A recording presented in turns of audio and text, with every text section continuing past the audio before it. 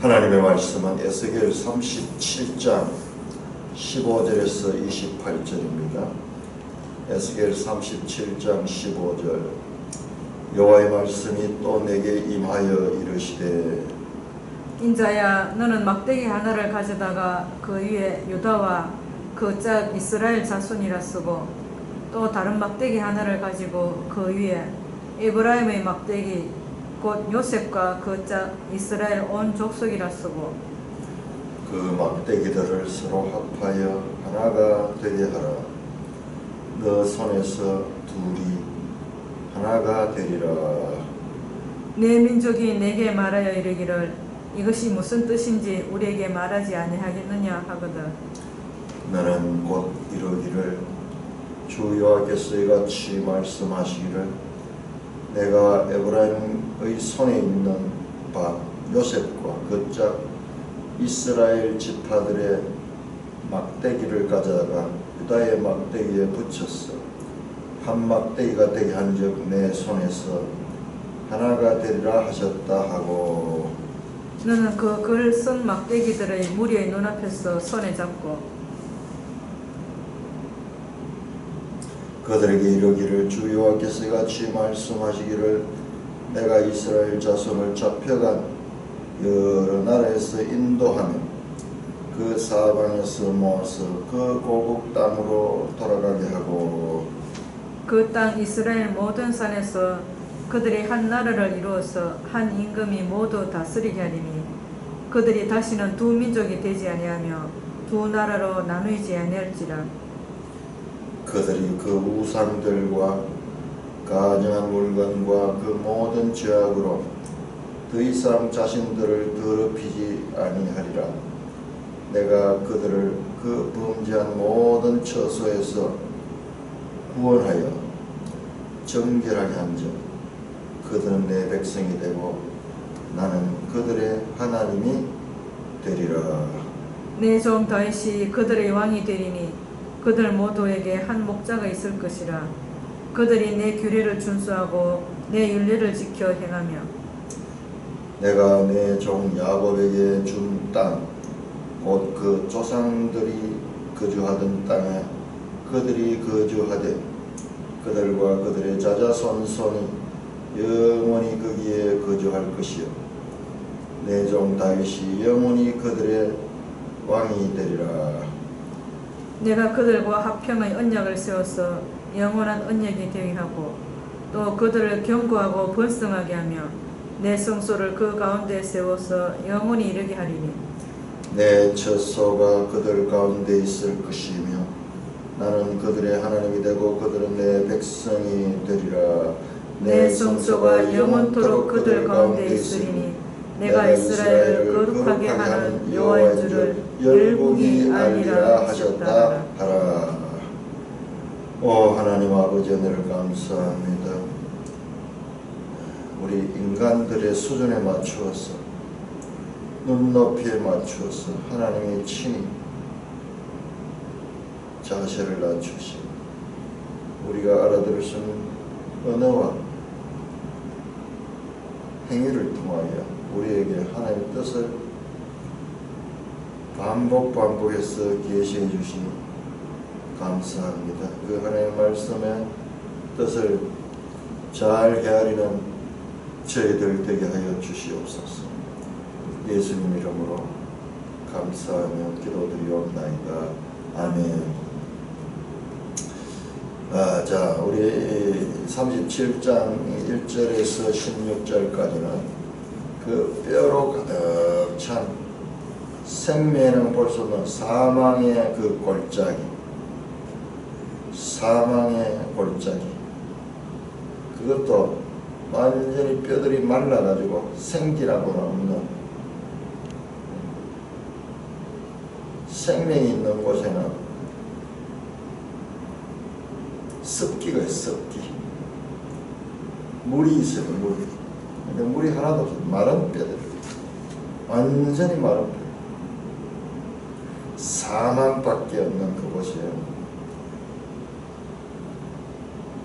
생기가 하나님께로부터 그들에 들어가니까 그들이 살아나는 부활하는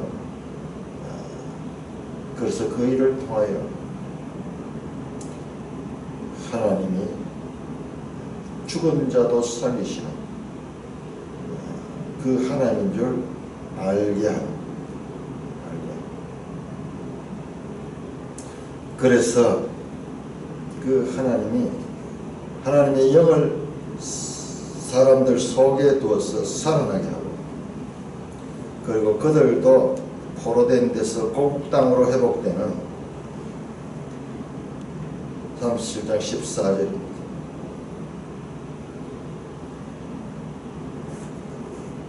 나 여호와가 이를 말하고 이런 줄 너희가 알리라. 이걸 통해서 하나님을 알게 되는 거죠. 포로에서 사망에서 회복되고 다시 고국 땅으로 돌아가서 이 모든 일들을 하신 분이 하나님이라는 것을 알게 되는 그와 같은 것을 말씀하고 있습니다. 오늘 읽었던 내용도 이어지는 내용이에요. 이어지는 내용. 자, 우리 여기에서 좀 차이점 보면 여기는 일단 먼저 이 죽었던 자들이 살아나는 그 자들이 하나님을 알게 됩니다. 14절에 보니까 살아나고 내가 너희를 또한 고국 땅에 둔다. 포로에서 다시 고국 땅으로 회복시킨다. 그래서 여호와가 이 일을 말하고 하나님께서는 말씀하시고 그것을 성취했다. 그것을 알게 된다. 하나님은 말씀하신 대로 성취하는 분이라는 것을 그 사망에서 살아나고 다시 포로에서 고국 땅으로 돌아온 백성들이 아는 것입니다. 자, 오늘 읽었던 본문은 결론적으로 보면은 다시 그 분열된 나라가 하나로 되는 건데 그 결과를 어떻게 알게 되느냐? 그 결과가 28절에 보니까는 내 성소가 영원토록 그들 가운데 있으니 내가 이스라엘 거룩한 줄 어떻게 열국이 안다. 자 이것을 갖다가 너희가 알리라 계속 나오죠. 에스겔에 알리라 가시는 이 말씀이 수십 번 반복되어서 나오는 인식 형식. 하나님을 알게 된다 하는 말씀 인식이 돼요. recognition.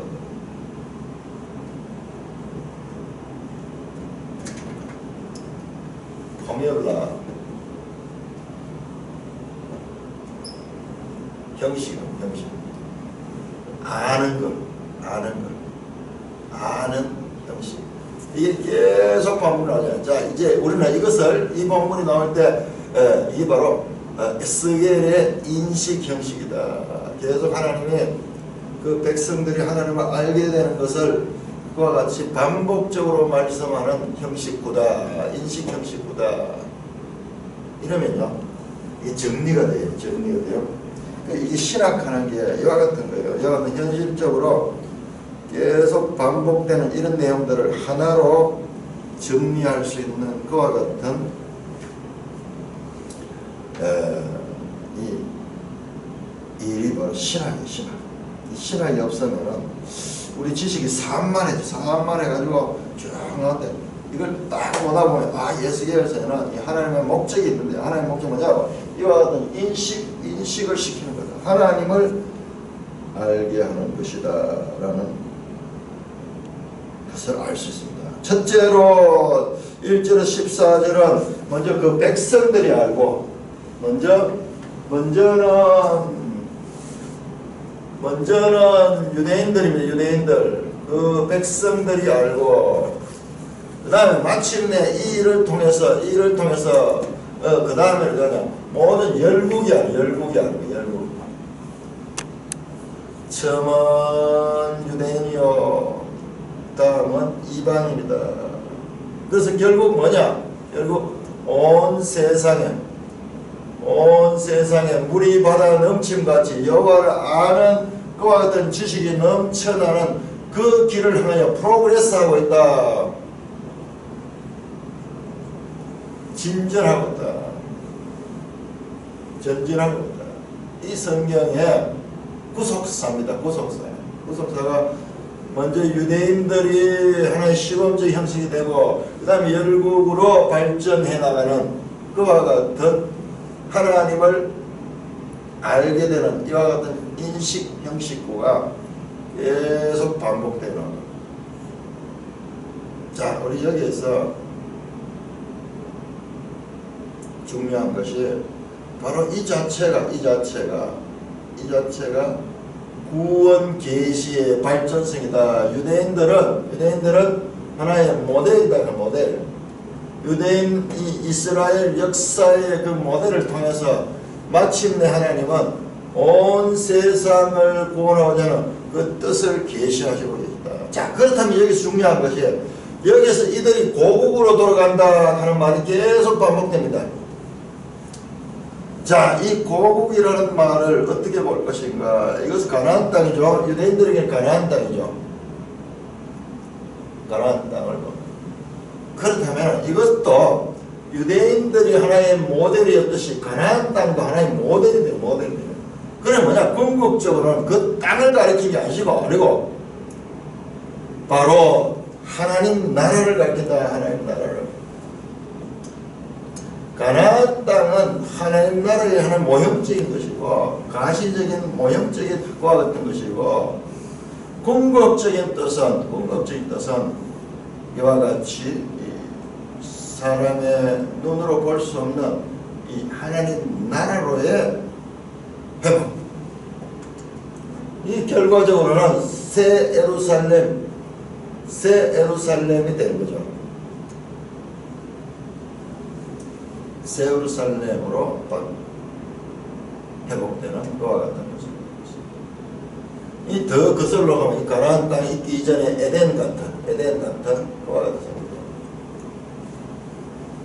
그래서 궁극적으로는 잃어버린 낙원을 더 좋은 상태로 회복하고자 하는 것이 이것이 하나님의 구원 계시.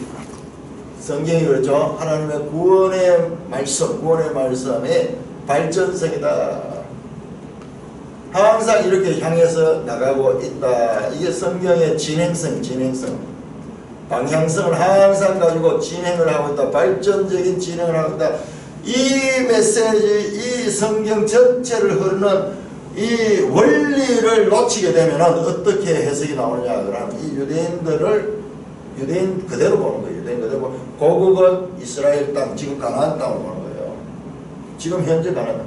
그렇게 지금 1948년 유대인들의 회복 상태를 가리키는 그와 같은 내용으로 본문을 해석하는 사람들이 있습니다. 이 세대주의에서 그러니까 이 개혁주의와 세대주의는요,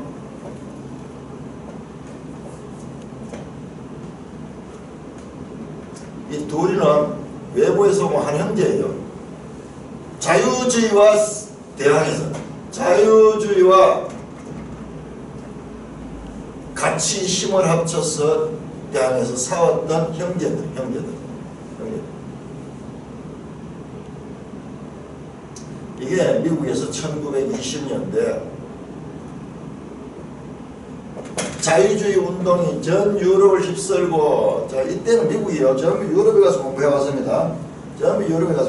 미국은 역사가 짧은 나라잖아요. 자체 전통이 없잖아요. 근데 이 자유주의가 온 세상을 휩쓰는 그때에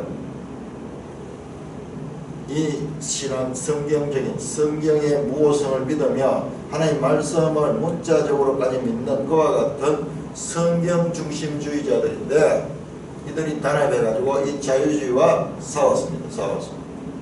그래서 그것을 보존했는데, 그래서 이 두 무리가 지금도 아주 보수주의적인 그와 같은 성경 이 관을 가지고 신앙을 유지하고 있는데, 거기에서 이들의 차이점을 또 봐요. 이 세대주의와 개혁주의 차이는 이런 해석에 있어가지고 이와 같은 차이가 있어요.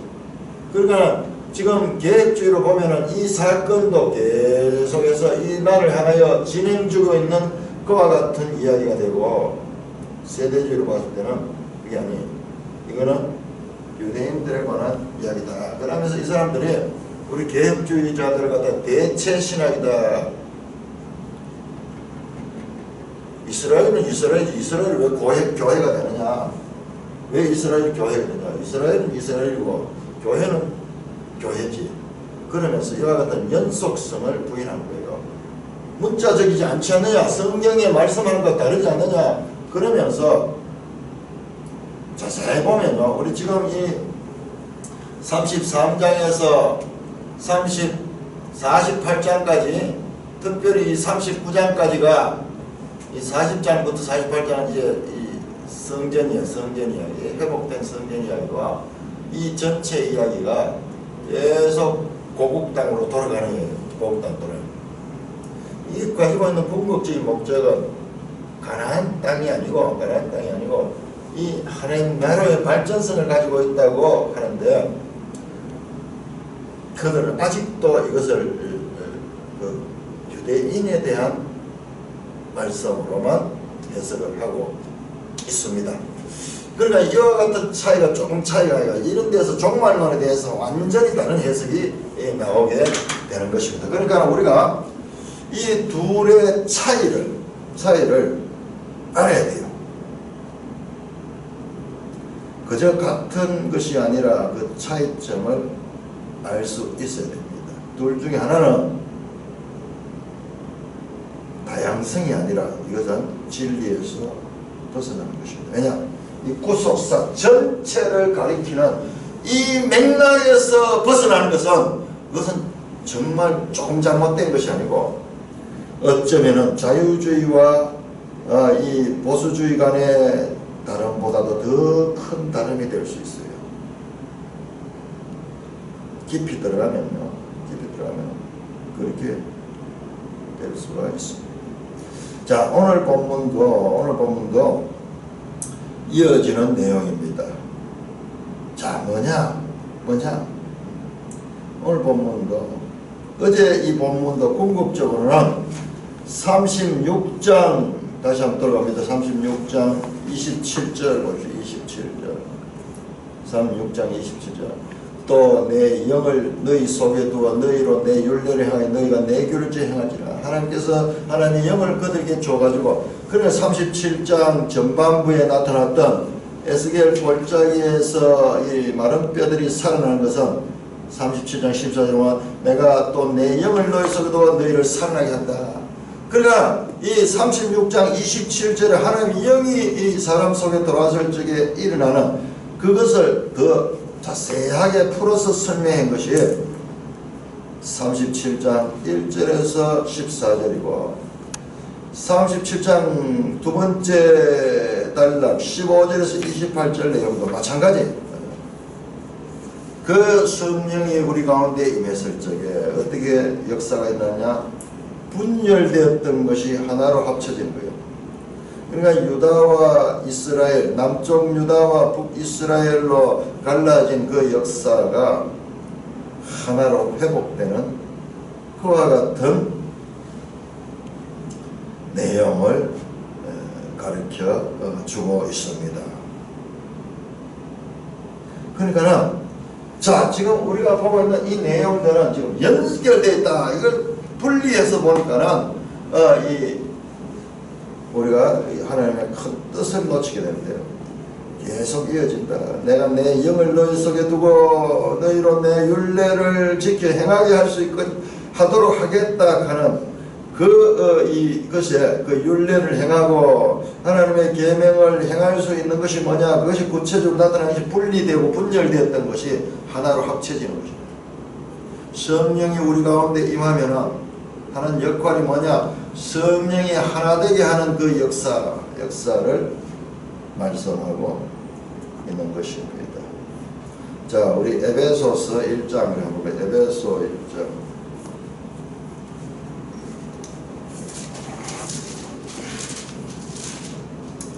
에베소 1장 9절. 9절 10절 9절 10절 그 뜻의 비밀을 우리에게 알리신 것이요 그의 기뻐하심을 따라 그리스도 안에서 때가 찬 경륜을 위하여 예정한 것이 하늘에 있는 것이나 땅에 있는 것이 다 그리스도 안에서 통일되게 하려 하심이라. 분열됐던 것이 성령이 오면은 그리스도 안에서 통일되게 하는 그와 같은 역사가 바로 성령이 하는 역사다. 13절 그 안에서 너희도 진리의 말씀 곧 너희 구원의 보물도 그 안에서 또한 믿어 약속의 성령으로 하나가 되게 되는 하나 되게 되는 거예요. 성령은 우리를 하나 되게 하신다. 에베소 4장 3절 평안에 매는 줄로 성령이 하나 되게 하신 것을 힘써 지켜라. 몸이 하나요 성령도 한 분이신 너희가 이같이 부르심에 한 소망 안에서 부르심을 받느냐. 주도 한 분이요 믿음도 하나요 세례도 하나요 하나님도 한 분이시니 곧 만유하시오 만유 위에 계시고 만유를 통일하시고 만유 가운데 계시다. 그러면서 다양한 은사를 가진 자들이 합력하여 하나가 되는 이것이 성령의 역사, 성령의 역사 개인적으로 살릴 뿐만 아니라 자 11절에서 37장 1절에서 14절은 개인이 죽었던 개인이 살아났죠. 이제 그 살아난 개인이 이웃과의 관계에서 분열되고 분리됐던 그 관계에서 하나 되는 것입니다. 자 그것이 이스라엘 역사에서 분열 왕국 시대 즉 요셉의 후손들인 그 에브라임 지파를 중심으로 형성된 북쪽 이스라엘 나라와 그리고 유다와 베냐민 지파로 이루어졌던 남쪽 유다 국가 이 나라가 남북으로 분열되는 그때 이야기를 다시 들고 나오면서 그들의 하나된 결국 그들 하나 되지 못하고 북이스라엘은 722년에 멸망했고 남유다도 586년에 멸망했죠. 지금 이제 두 나라가 다 없어진 상태인데 하나님께서 에스겔에게 그 분열되어서 망했던 그 두 나라가 하나가 되는 그와 같은 이 메시지를 전하기 위해서 먼저 상징적인 행위를 하게 합니다. 15절에 여호와의 말씀이 또 내게 임하여 이르시되 그러니까 앞에 나오던 내용과 지금 연결되는 거예요. 또 자 일단은 성령이 그 속에 들어가서 죽었던 자들이 살아나고 에베소서 2장 그렇게 해서 그는 허물과 죄로 죽었던 너희를 다시 살리셨도다. 이 전부 이제 신약을 보고 있는 그와 같은 이 장면입니다. 죄와 사망에 죽었던 자들이 예수 그리스도 안에서 살아나는 그와 같은 내용들을 지금 이 예수님 오시기 600년 전에 에스겔 선지자를 통해서 지금 미리 이 말씀을 하고 있다는 것이죠. 인자여 너는 막대기 하나를 가져다가 그 위에 유다와 그 짝 이스라엘이라고 쓰고 막대기 하나에다가 유다와 그의 짝 이스라엘 자손 또 다른 막대기 하나를 가지고 그 위에 에브라임의 막대기 곧 요셉과 그 짝 이스라엘 온 족속이라고 쓰고 자 북쪽 요셉의 후손 에브라임 족속 지파로 그것을 북이스라엘을 가리키고 하나는 남유다를 가리킵니다. 두 막대기들을 막대기 두 개에다 그렇게 서고 그 막대기들을 서로 합하여 하나가 되게 하라. 너 손에서 둘이 하나가 되리라. 35장 10절에 보면 하나님은 이스라엘을 지금 멸망했는데 35장 10절에 네가 말하기를 이 두 민족과 두 땅이 다 내 것이며 내 기업이 되리라 하였도다. 에돔이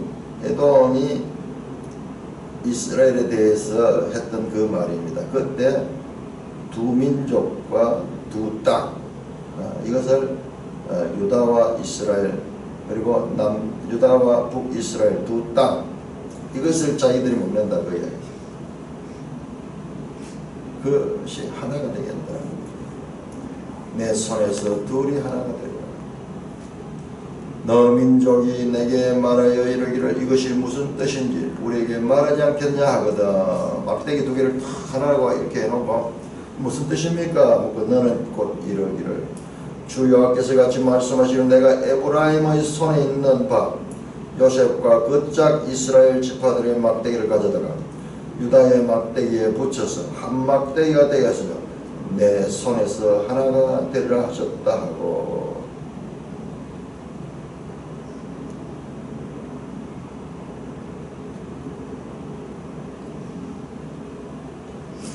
막대기 두 개가 분리되어 있는데 이것을 두 개를 붙여서 하나가 되겠다. 이것을 누가 했느냐? 여호와께서 그렇게 하셨고, 그 다음에 20절 너는 그 걸순 막대기들을 무리의 눈앞에서 손에 잡고 그들 이를 주 여호와께서 이같이 말씀하신 내가 이스라엘 자손을 잡혀간 그 옛날에서 인도하며 그 사방에서 모아서 그 고국 땅으로 돌아가게 하고 그 땅 이스라엘 모든 산에서 그들이 한 나라를 이루어 한 임금이 모두 다스리게 하리니 그들이 다시는 두 민족이 되지 않으며 두 나라로 나누이지 아니할지라. 이스라엘 역사에서 일어났던 분열 왕국 시대가 앞으로는 없게 될 것이라는 말씀입니다. 한 나라, 한 임금,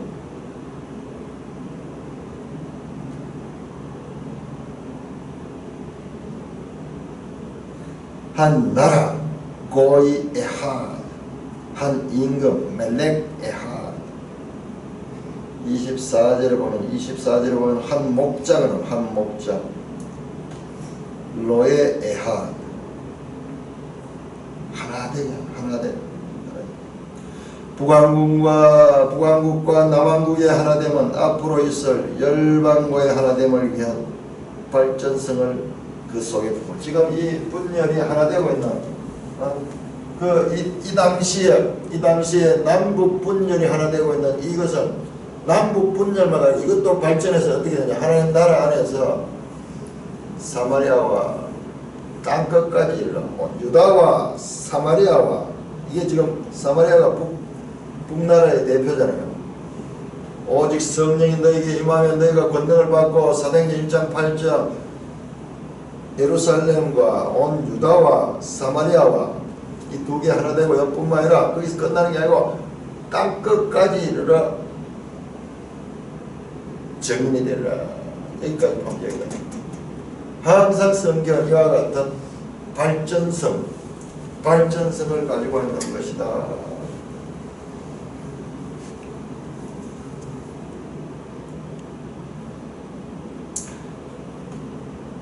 성령의 하나 되게 하심.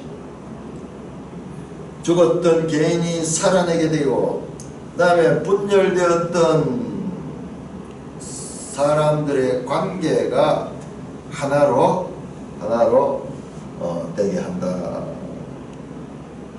한 성령 안에서 일어나는 일입니다. 지금 이게 전부 성령과 연결된 거예요. 성령의 하나 되게 하는 일을 힘써 지켜라. 평안에 매는 줄로 성령이 하나 되게 하신 것을 힘써 지켜라. 자, 그러니까 성령으로 살아난 것이만 머물러 있어도 안 되고, 그 살아난 성령은 관계로 발전해서 그 관계를 하나 되게 한다. 이 사도 바울의 가르침이 다 그거잖아요.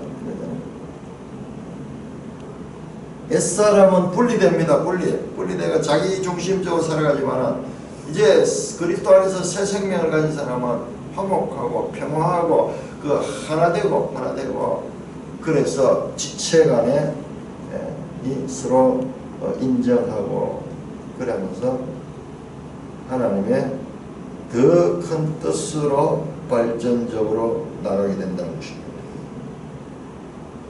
그 땅 이스라엘 모든 산에서 그들을 한 나라를 이룬다. 한 나라를 이룬다. 한 임금이 모두 다스리게 하리니 다시는 두 민족이 되지 않아 두 나라 나누지 아니라. 이게 하나님 나라예요. 하나님 나라.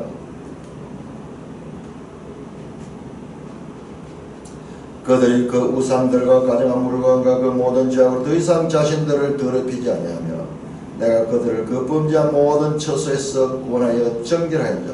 그들은 내 백성이 되고 나는 그들 자, 하나님 백성들의 특징은 분열이 없다. 분열이 없다. 먼저 그들이 가진 우상과 가증한 물건을 떠납니다. 떠납니다. 그래서 더 이상 자신을 더럽히지 않으며 구원하여 정결하게 된다. 지금 앞에 나오던 계속 앞에 나오던 이야기 아니에요. 그들을 더러운 곳에서 정결하게 하고 그 다음에 그 정결한 데다 내 영을 보여주고서 그들이 하나님 뜻을 행할 수 있도록 한다. 하나님 중심으로 모이게 되는 우상들이 거부됩니다. 더 이상 죄악으로 자신들을 더럽히지 아니하고 내가 그들을 그 범죄한 모든 처소에서 구원하여 정결하겠다. 36장 25절 36장 33절 계속 정결한다. 죄사함을 죄사함. 자, 그렇게 되면 어떻게 하냐. 그들은 내 백성이 되고 나는 그들의 하나님 되리라. 자, 이것도 계속 나오죠. 자, 이 말씀도 하나님과 그 백성에 나오는 이 형식구도 이게 하나님 나라를 가리키는 형식구입니다. 하나님 나라의 상태. 자, 인식 형식구도 계속 나오고 궁극적으로 그를 통해서 이루어지는 것이 뭐냐? 하나님 나라. 자, 이와 같은 구약의 선지자들의 말씀에 이 말씀을 알고 우리가 신약 성경 마가복음을 봤을 때 어떻게 했어요? 그 마가복음 보는데 예수 그리스도의 아들 하나님의 아들 예수 그리스도 복음의 시작이라 이러면서 때가 참에 하나님 나라가 왔다. 이 말씀이 가지는 그 울림과 그 무게와 깊이와 넓이가 얼마나 대단한 거예요. 결과적으로는 이 선지자들의 예언을 지금 성취하러 오신 분이 예수예요. 예수.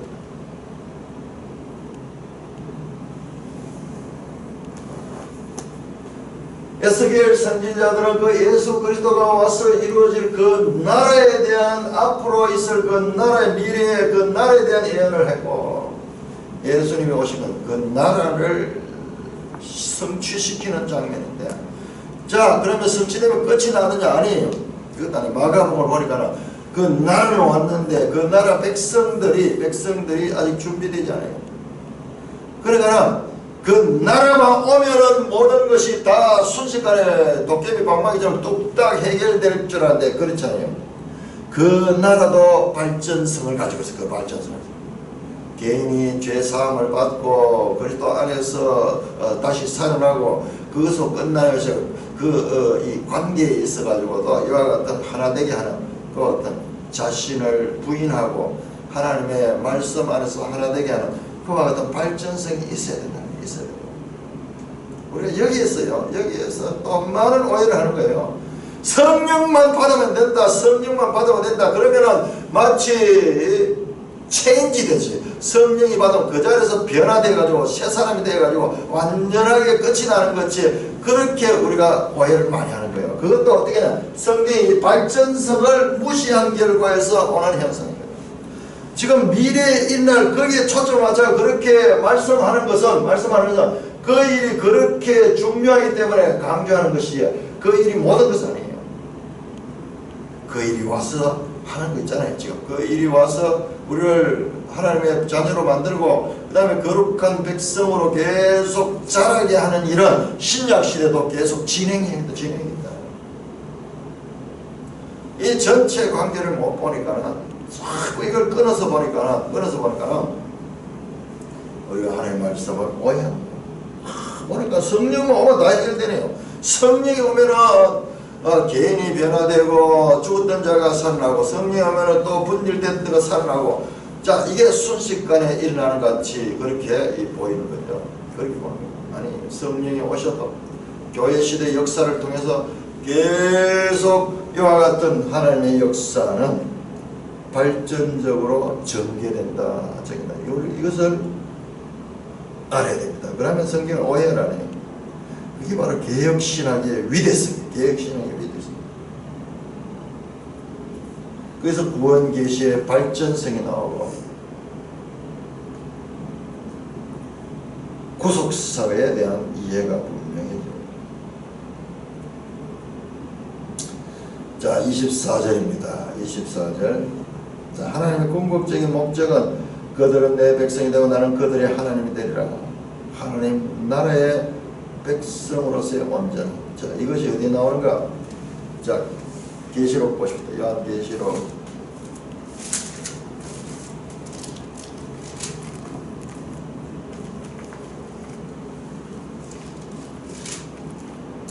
21장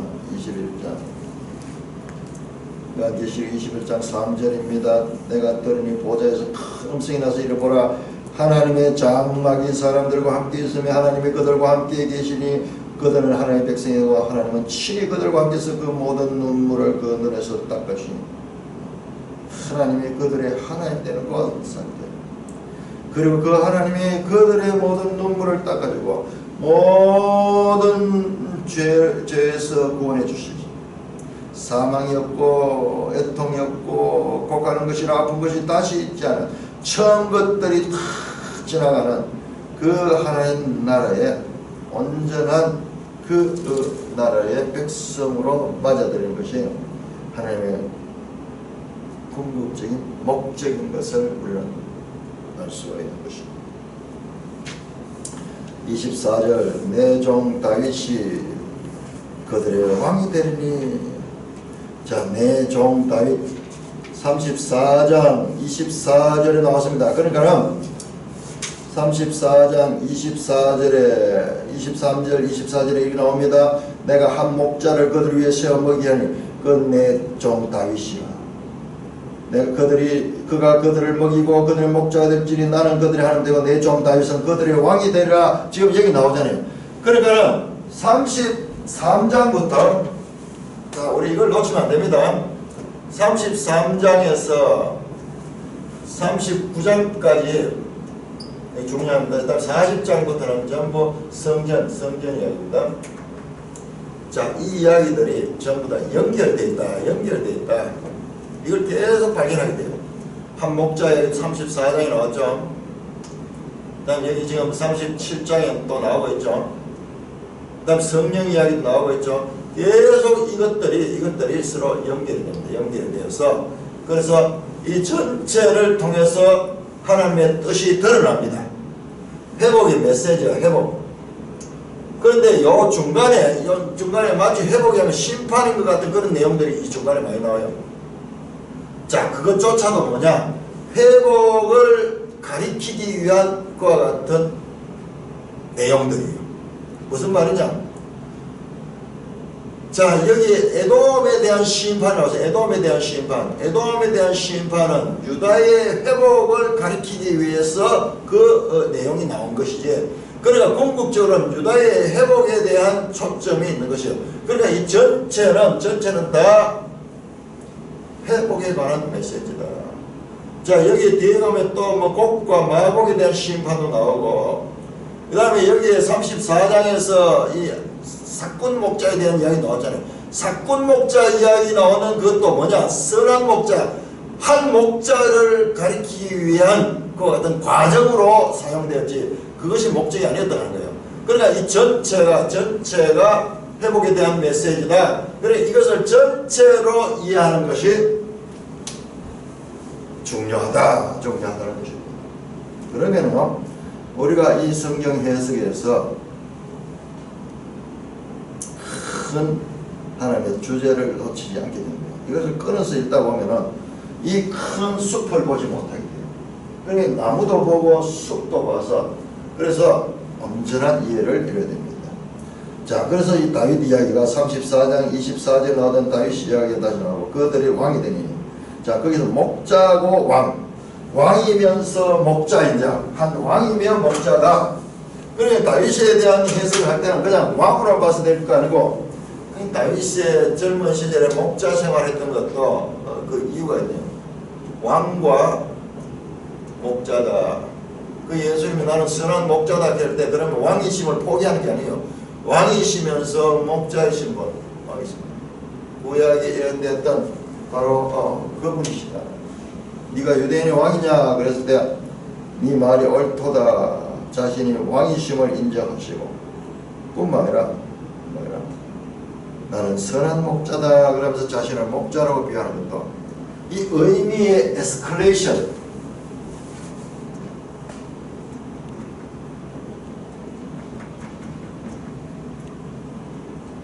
이건 내가 만들어낸 단어입니다.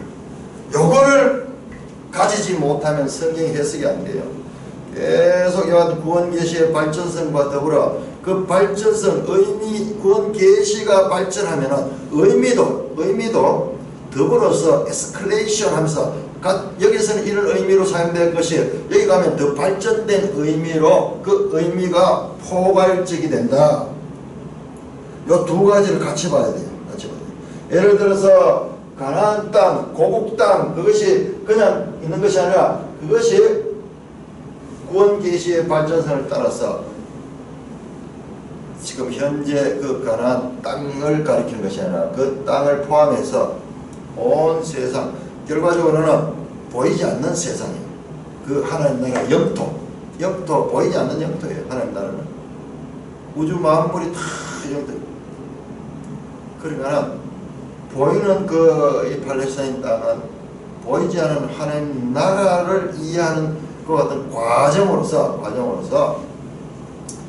온 이 지구상 전체가 포함될 뿐만 아니라 마침에는 이 지구상도 아닌 그와 같은 이 공간을 초월한 그 나라로까지 발전하게 됩니다.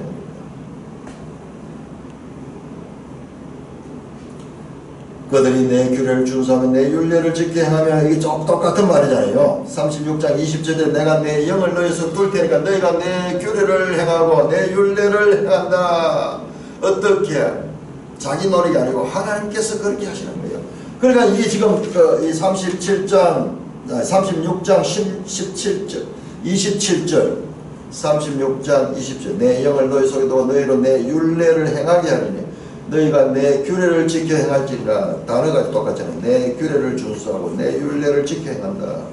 성령이 돌아서 이전에 할 수 없던 것을 율법이 육신으로 말미암아 연약하여 할 수 없는 것을 하나님을 하시나니, 그 말씀이에요. 그 말씀. 성령이 돌아서 하나님의 이 법을 지켜 행하게 한다. 이 36장과 37장이 연결되어 있다는 것을 알게 되고,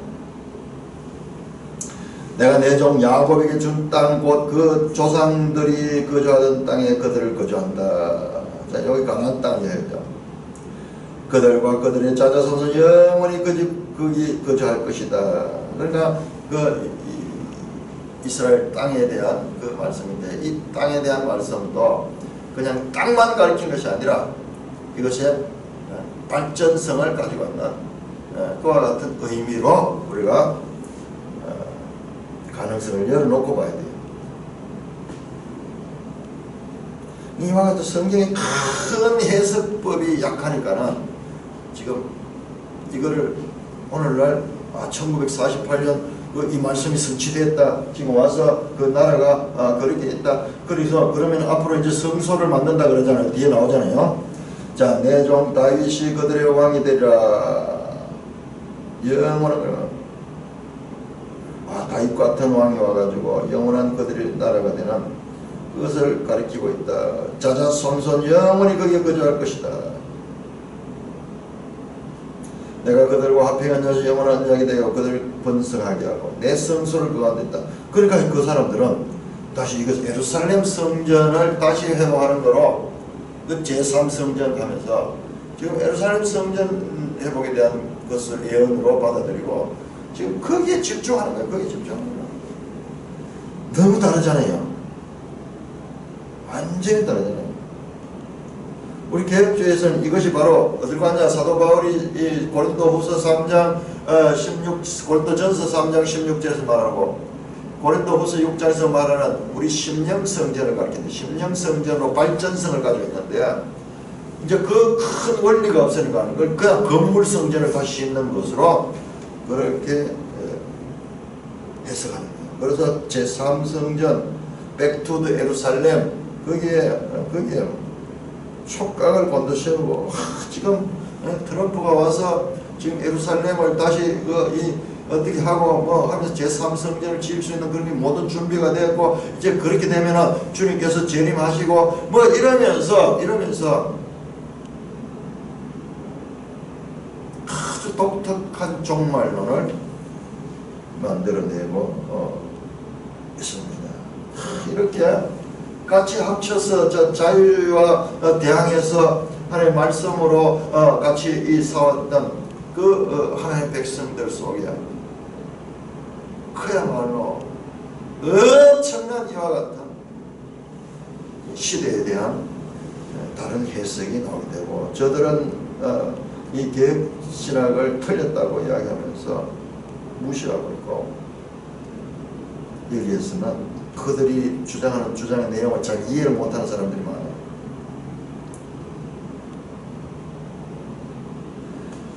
자, 내 종 다윗이 영원히 그들의 왕이 되리라. 자, 어떻게 다윗이 영원히 왕이 되는가? 내가 이거 들어보니까 다윗이 부활해가지고 다시 나와가지고 죽지 않는 다윗이라고 해요. 이걸 정동수 목사 그렇게 해석하는 내가 들었어. 다윗이 와서 다시 회복한다라고. 그건 나는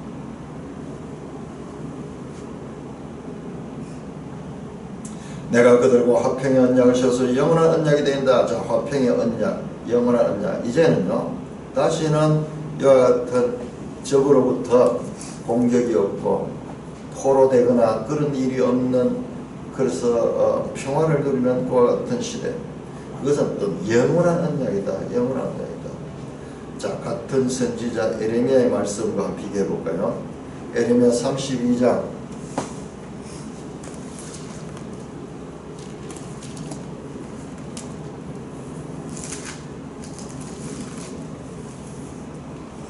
에레미야 32장 39절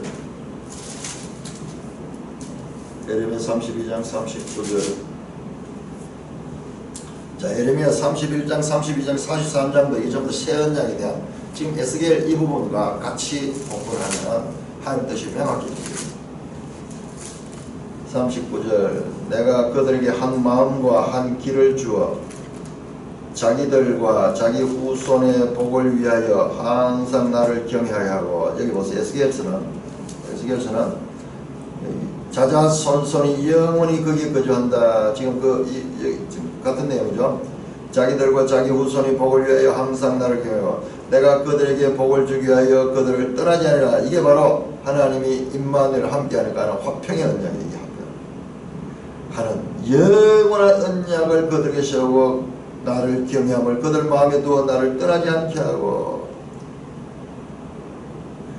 그들의 마음속에 그들이 떠날 수 없는 거예요. 그들 속에 성령이 있으면 그 마음에 하나님 떠나지 못하는 거예요.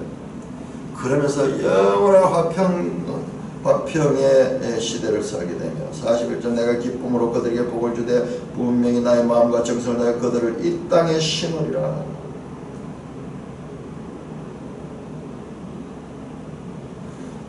둘 다 포록이잖아요. 포록에 돌아와서 이 땅에 심는다.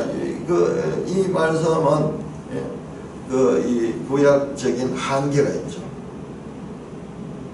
그들에게는 이 땅이지만은 이제 이와 같은 신약의 백성들에게는 그 땅이 아니라 그 땅을 초월하는 하나님 나라를 회복한다는 것을 구약적 편에 구약의 복이라고 하는 좀 물질적인 복 더 이상 설명할 수 없습니다. 자, 그래서 43절 보면 너희 말하기를 황폐하여 사람이나 짐승이 없으며 갈대인의 손에 넘겼다는 이 땅에서 사람이 밭을 사되. 그러면서 에스겔 나왔잖아요.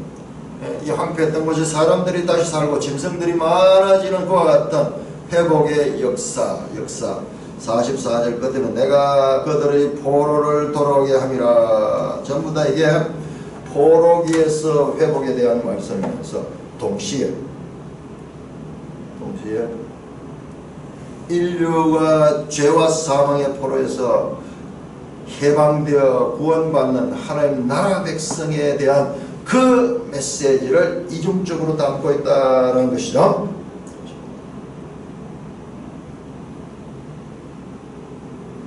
자, 그렇게 해서 어떻게 하냐. 하나님이 영원한 언약이 되어 그들 경고와 번사하여 내 성소를 그 가운데 세운다. 내 성소를 그 가운데 세운다. 28절 보면 내 성소가 영원토록 그들 가운데 있으라. 하나님의 성소가요 그들 가운데 세워지는 것 같습니다. 자, 레위기 26장 11절 레위기 26장 11절 이 모세의 법에서 26장 11절 내가 내 성막을 너희 중에 세우니 내 마음이 너희를 싫어하지 않을 것이라. 나는 너희 중에 하여 너희 하나님이 되고 너희는 내 백성이 될 것이라. 이게 벌써 하면 모세의 법에 나왔던 그 하나님의 성소라는 성소. 이게 진정한 성소예요. 그 앞에 내용을 써요. 9절에 보니까는 내가 너희를 돌보아 너희를 번성하게 하고 너희를 창대하게 주라. 내가 너희와 함께 한 내 언약을 이행하리라. 너희는 오래 묵었던 묵은 곡식을 먹다가 새 곡식으로 말미암아 묵은 곡식을 치우게 되시며 내가 내 성막을 너희 속에 이 묵은 곡식과 새 곡식 그리고 성막의 건설 이게 전부 우리의 이 개혁신학적인 그 관점에서 이렇게 보면은 이게 지금 새 언약과 연결되어 있어요. 하나님의 성소가 백성들 그 가운데 세워진다.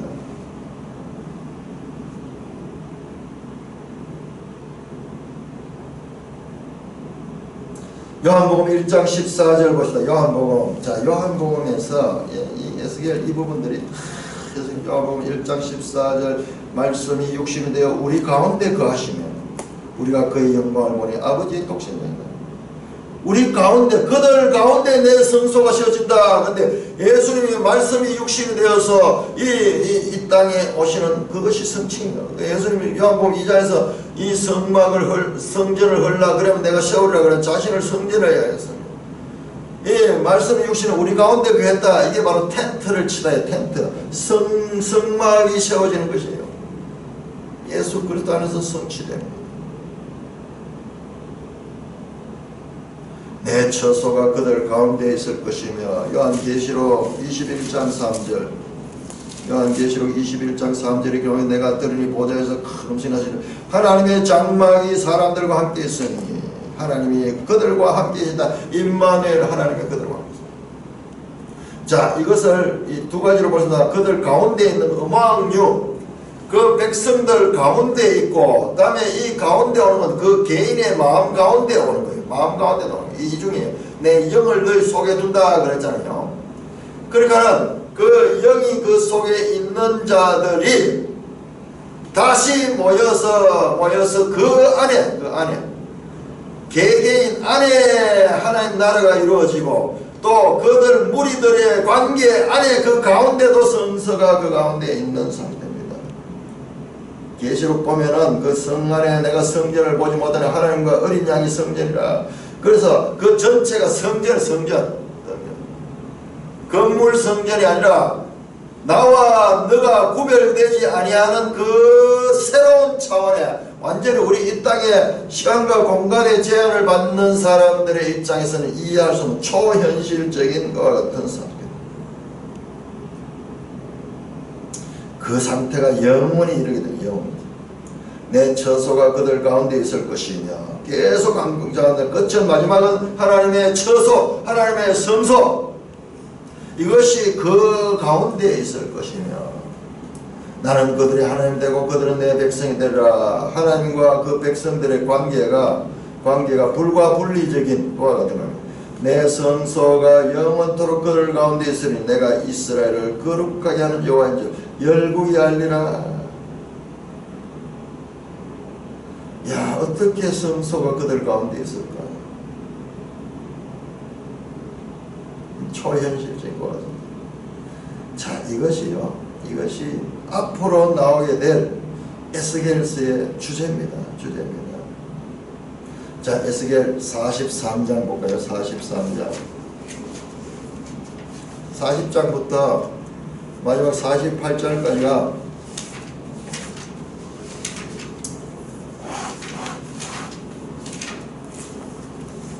(43장) 7절, 43장 7절 봅니다.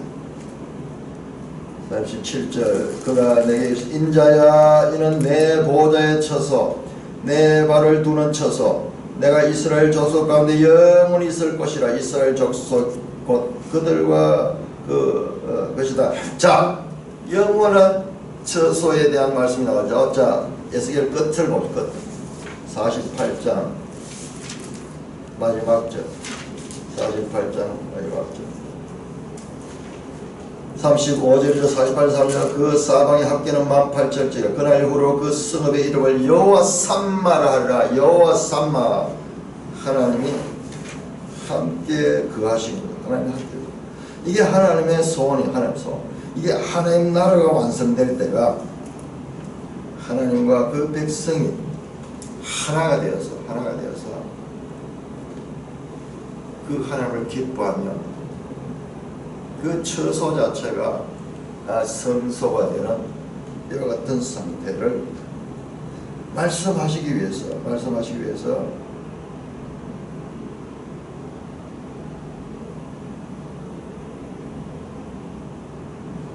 궁극적인 목적이 지금까지 나오지 않았어요. 지금까지는 어떤 성령을 통해서 개인의 삶만 나왔는데, 이제 그 개인의 성령을 통해서 살아가는 자리에 그리스도 안에서 일치를 이루고 분열됐던 것이 일치가 됩니다. 이게 첫째로, 자, 이것을 저 세대주의자들 말처럼 이게 유다와 이스라엘의 회복으로 본다 그러면은 말이 안 되잖아요. 왜? 하면 그 당시에 북이스라엘은 먼저 멸망했고 남유다도 멸망했는데, 이 회복도요, 장차 교회 시대에 모든 분열에서 회복될 것, 성령 안에서 하나 되게 할 것.